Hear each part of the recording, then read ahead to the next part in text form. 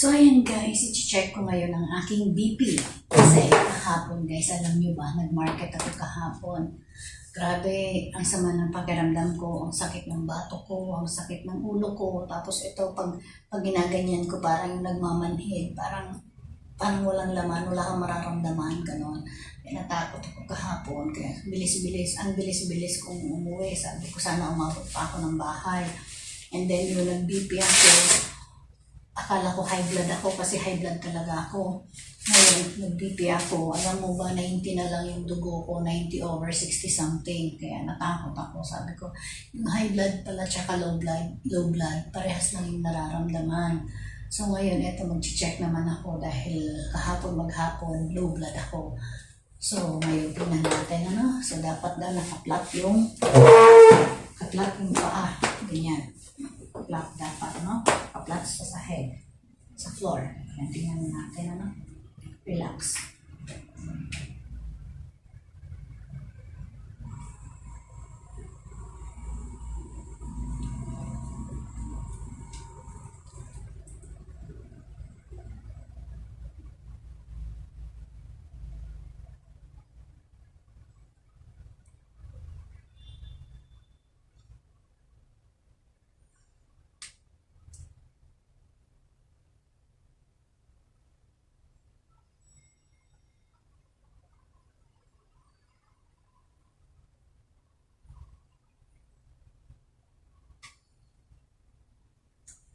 So, ayan, 94/63.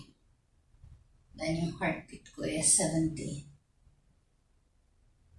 Diba? Low blood pala.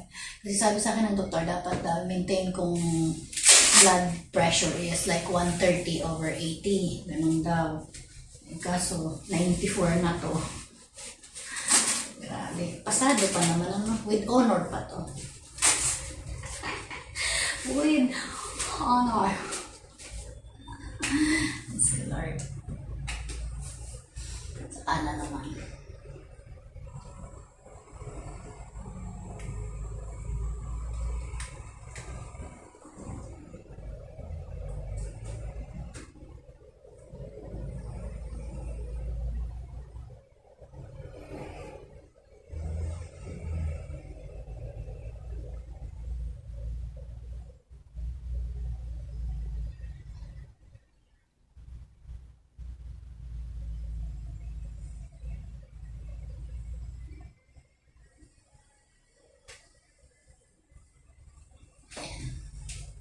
Ayan. 97/64/69.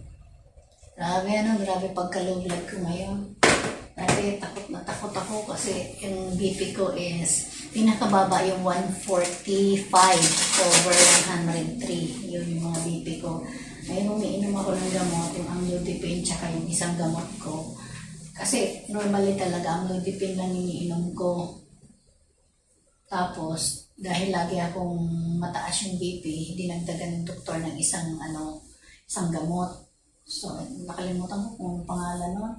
So, ngayon, yung gamot na yun, ang bilis makapagpababa ng dugo. So, kaya ito, ang bilis nga. Low blood na ako ngayon. So, itigil ko muna siguro yun, kasi nakakatakot na to. Low blood na ako. Mamaya naman ako mag-take ulit.